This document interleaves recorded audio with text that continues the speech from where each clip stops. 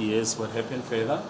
So then after a few minutes, suppose maybe 10 to 15, they then arrive back. This is now Constable Munareng with this member as well as with accused number 1, my lord. So, after a few minutes after? 10 to 15 minutes they arrive back. Narrating with accused. Okay. But what's the good thing emuva-ke kwesikashana-ke ngathi-ke iyishumi noma ishumi nanhlanu-ke base bebuya-ke yena uMunareng kanye-ke nozakwabo-ke bebuyela khona e-Eraton kanye naye umsolwa. The time that I've just mentioned, the 15 minutes, it was 15 minutes after what event? It was 15 minutes after I was talking to Colonel Mboto. Kwakuyimizuzu-ke ewu-15 emuva kokuthi sengikhulumile naye uKolonel Mboto.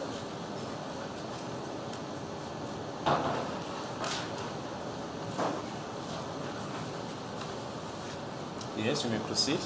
My lord, they handed the suspect, accused 1, to me, and I asked him if he was fine or if he had any complaint. He said he was fine, my lord, and there was no complaint from him. Base-ke bemdlulisela-ke kumina-ke umsolwa wokuqala ngambuza-ke futhi ukuthi kukhona yini akhala ngako noma khona yini anganelisekile yikona wathi-ke cha akukho. Yes. I further asked him, my lord, if he will still be willing to point out the following day. I was very specific, a witch doctor that came up in our discussion, and the answer was yes, he's still willing to do that freely and voluntarily, my lord. Ngase ngimbuza-ke ukuthi-ke ngelanga elilandelayo usayimisele yini ukuthi-ke uhambe-ke uyokhomba-ke inyanga-ke wase ngoba-ke iyona-ke eyavela-ke inkulumo esasinayo nyanga noma-ke isangoma-ke waphendula-ke wathi yebo.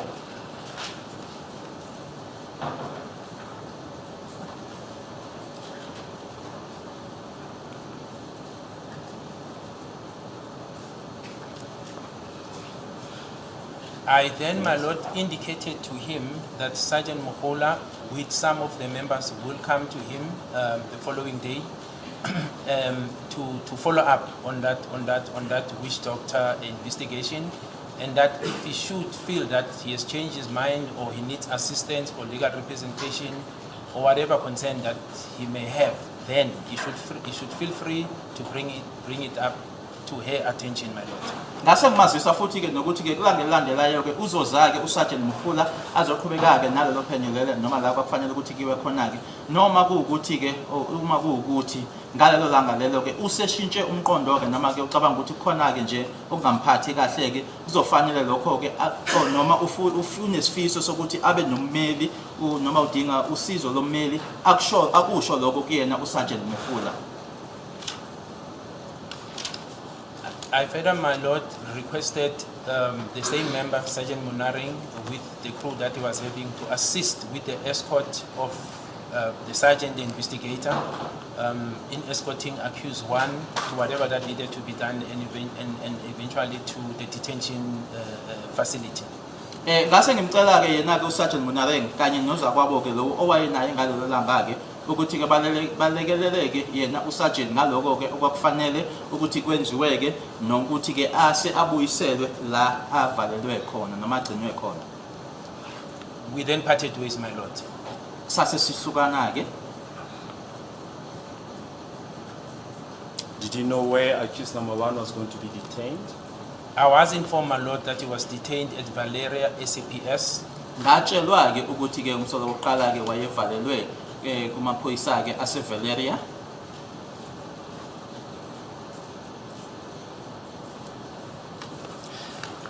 You testify that upon his return from Diepkloof police station,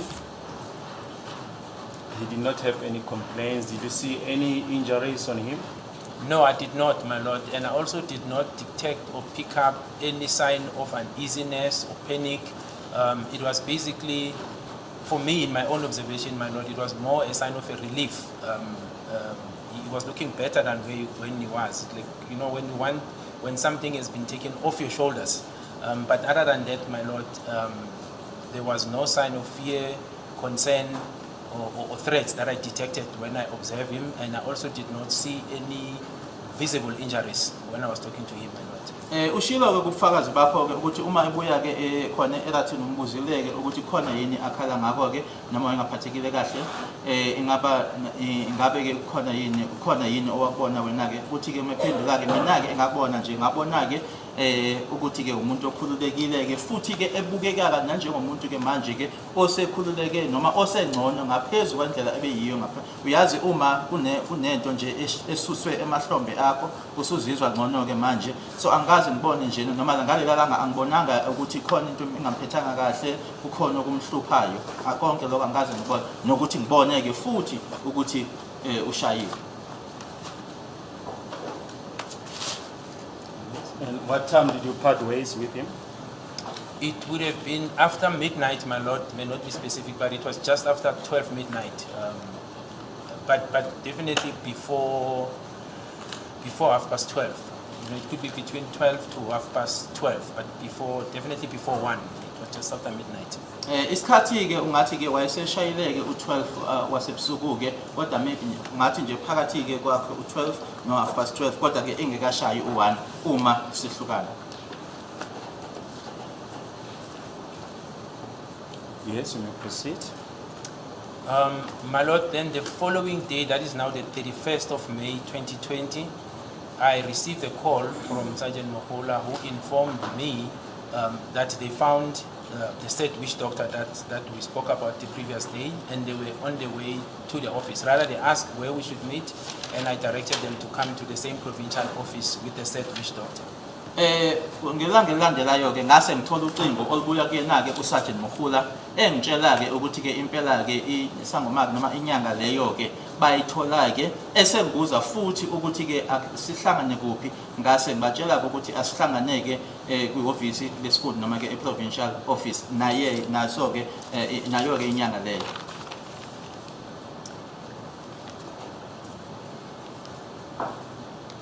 My lord, they arrived with the said witch doctor. It was in the late afternoon, early evening, and I came to know him as Mr. Lion Zwane. That is now the witch doctor. Beza-ke kumina-ke ngathi nje kwakusemini-ke ilanga no imini okay ngathi nje sekuntambama-ke yena naye-ke ubaba lo kwaku-Lion Zwane. Just a minute.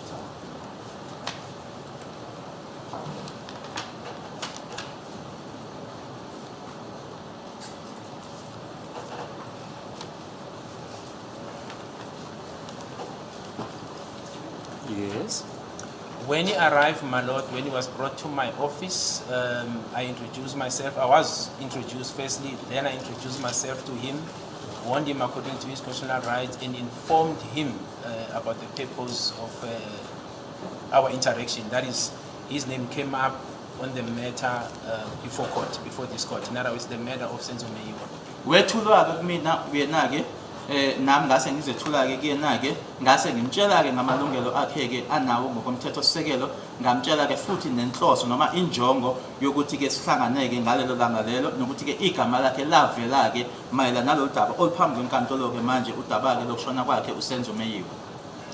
While we were talking, my lord, at that time, accused one was then walked in. He was brought in. It was not planned, but he just walked in with some of the EMPD members into my office. Ngaleso sikhathi-ke ngisakhuluma naye-ke ubaba uZwane loyo-ke kwakungasiyona-ke into eyayihleliwe, kodwa nje umsolo wokuqala wangena-ke ehamba nawo amalunga e-EMPD.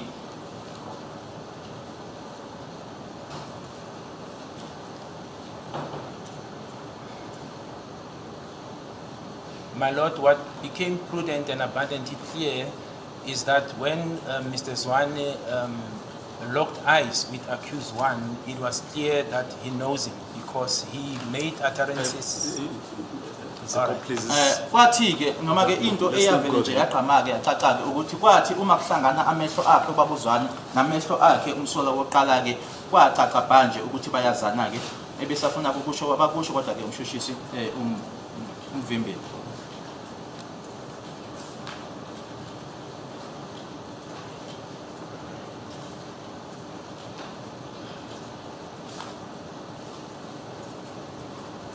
God, please, my Lord, we have proposed to the defense that the evidence of Mr.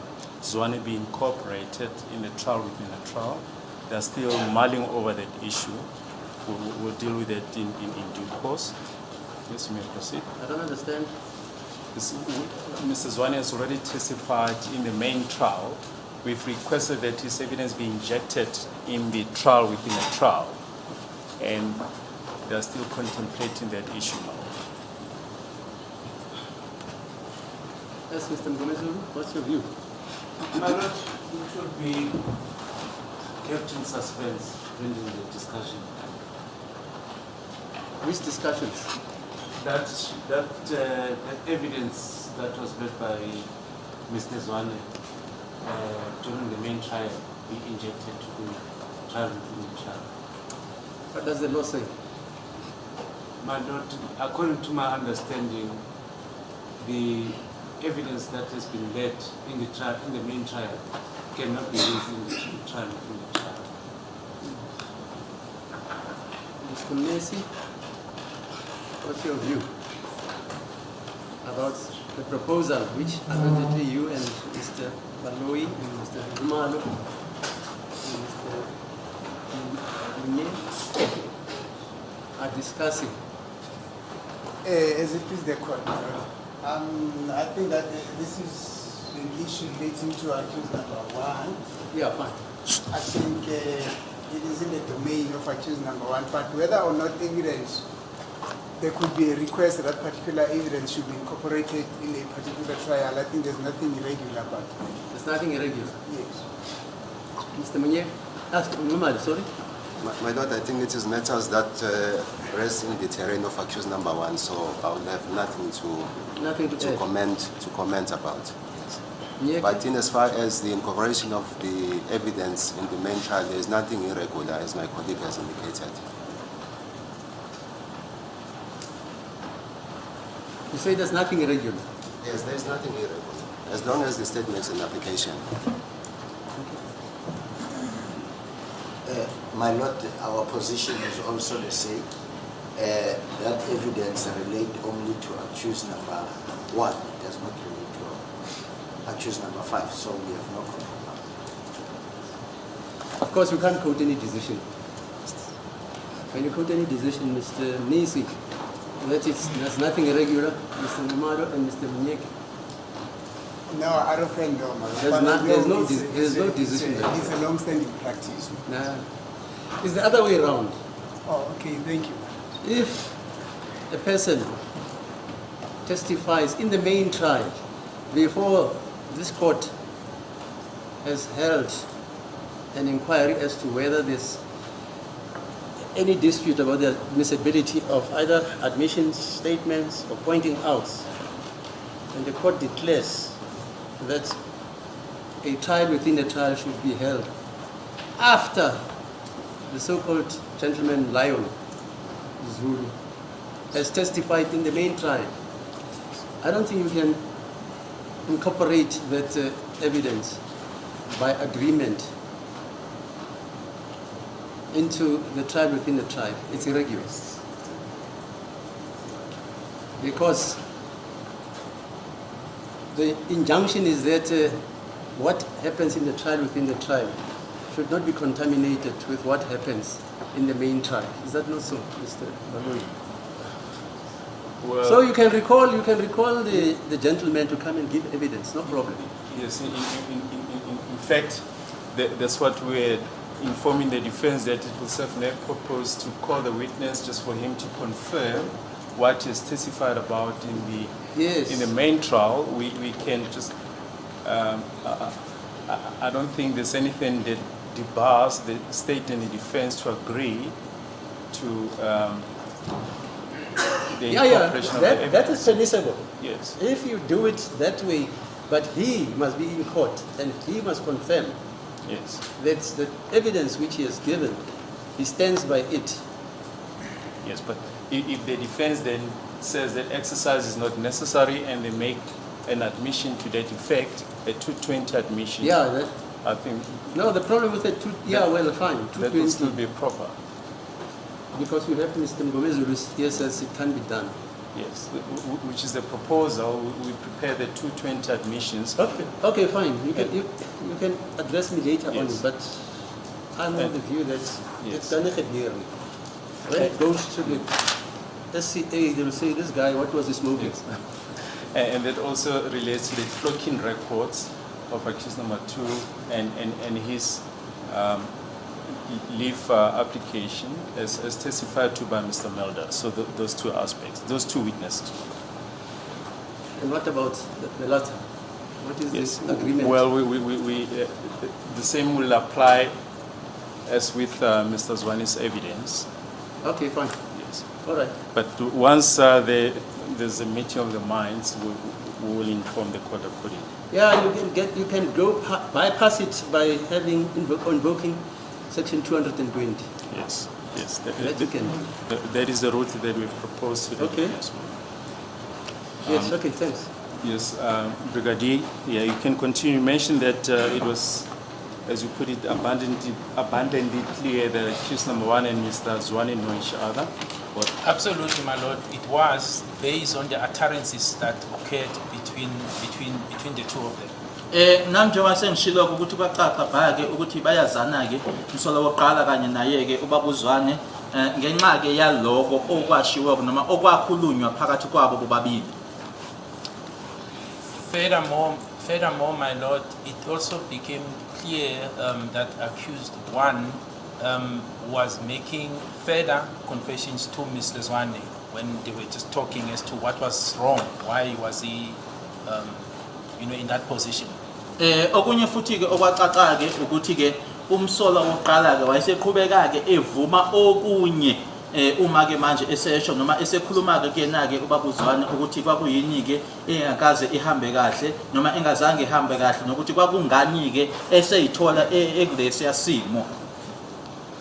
My lord, I warned him again immediately according to his constitutional rights and indicate that what he was saying, this discussion that I was privy to, can be used against him in a court of law, and the other rights that I referred to, he said he understands, but he's simply just telling the truth. But the discussion was between the two of them, my lord. Ngase ngiqhubeka futhi ke ngimxwayisa ke ukuthi manje ke ngixwayisa futhi ke ngamalungelo akhe ke nokuthi ke lokhu ke manje engikuzwayo okukhulunywayo ke noma akushoyo ke kule nkulumo ukuthi kungasetshenziswa kuyena ke enkantolo ke wase ethi ke uyangizwa ukuthi nje ukhuluma nje iqiniso. Now that's Mr. Zwani and accused number 1. Who are you referring to? Mr. Zwane is the witch doctor, my lord, that I was referring to. Yes, but the one that was making admissions and the one that you want in terms of constitutional right, which one are you referring to? So, my lord, just to interject and to just put things in a correct perspective. My lord, I'm concerned about the word witch doctor. I think we should give the proper meaning because it has some defamatory elements. So let us get the literal meaning of what is a witch doctor. Because in Zulu, mthakati, which I understand Perhaps traditional healer will be more appropriate. Traditional healer? Yes. Yeah, that's what Mr. Zwane said. Yes. Yes. Yes. Thank you, Mr. Mokhosi. Okay. Yes. Just clarify who did you warn in terms of the constitutional rights? Yes, my lord. So the first part, it was accused 1 making the confessions to the traditional healer, Mr. Zwane, and it is accused 1 that I was warning according to his section 35 constitutional right, my lord. Lapha ke ngishoyo ke ukuthi manje umuntu wayeseqhubeka ke evuma ke noma eqhubeka ke nokuvuma noma ke gonyuluka ke komunye kwakuwumsola wokuqala kuyena ke lo owumlaphi wendabuko futhi ke kwaba uyena ke futhi engiqhubekayo ke ngimexwayisa ngamalungelo akhe. Yes, may I proceed? My lord, thereafter I asked the said members to remove accused 1 so that I can carry on with further interviews with the traditional healer, Mr. Zwane. Ngase ngiwacela ke amalunga lana ke ukuthi ke amkhiphe ke umsola wokuqala ukuze ke ngiqhubekeke nokuthi ngikhulumisane naye ubabuzwane.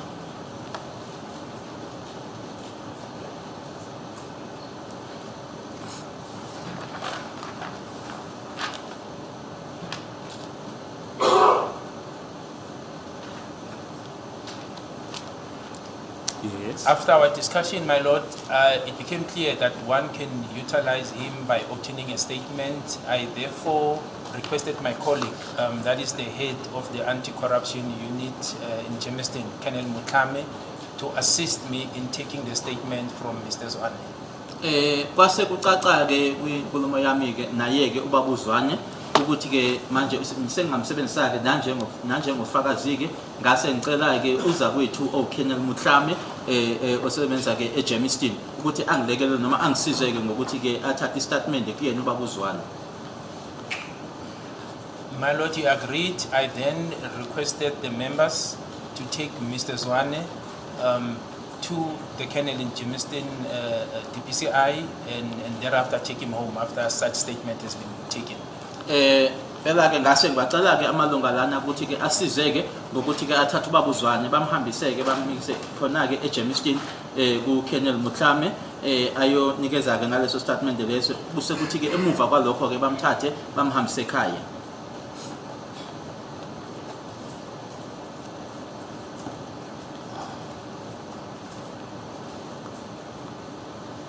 Yes. Indeed, my lord, such a statement was taken, and I know because then it was brought to my attention, that is, Colonel Mutlame first informed me that he's done, and the statement was brought to me. And insofar as accused one is concerned, I do know that he was eventually detained back at Valera SAPS after the taking of the statement. Impela ke kwenzeka ke lokho ngoba ke wangitshela ke uKenneth Mutlame ukuthi useqedile ke emuva kwalokho istatement esalethwa ke kumina nokuthi ke emuva kwalokho ke sesithathiwe ke so statement umsolo wokuqala ke wabuyiselwa ke khona eValeria emaphoyiseni akhona.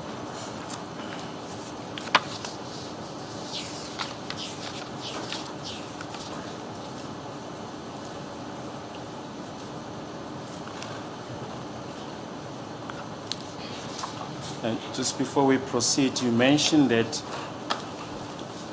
after accused number 1 made a statement to Colonel Mboto, you received this statement the following day. Yes, my lord. In my recollection, it would have been the following day because he refused to give it to the said members for security reasons and the leakages, my lord. Impela ke ngishilo ukuthi ke emuva kokuthi uKenneth Mboto esesithathile ke statement kuyena umsolo wokuqala ngasithola ke mina ke ngelanga elilandelayo ngoba ke wanqaba ke ukuthi asinikeze ke amalunga ke lokho kungeyizathu nje zokuvikeleka nokuthi ke mhlambi sesinga aphuma ke manje noma sibe sobala ke.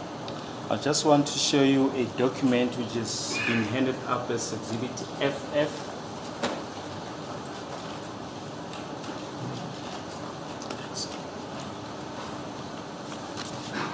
Can you just identify the document? Yes, my lord. This is the proforma that was given to me, completed by Colonel Mboto, insofar as the confession that was made by accused number 1. Lena ke iyona ke iform noma lena ebizwa ngokuthi ke iproforma engayinikezwa uyena ke uKenneth Mboto emva kokuthi eseqedile ke ukuthi ke umsolo wokuqala akhulume noma avume kuyena. And it includes the same attachment that I saw when the statement was given by me. This is now the annexure to the proforma, my lord. Futhi ke isenale phepha nama amanye amaphepha ke lokho kubizwa ngokuthi annexure ke eyayikhona ke inkathi inikezwa mina amanye amaphepha la ahamba nayo ke iproforma lena. So court, please, my lord, it's almost time for the short adjournment. Oh, Can we then? Okay, short adjournment.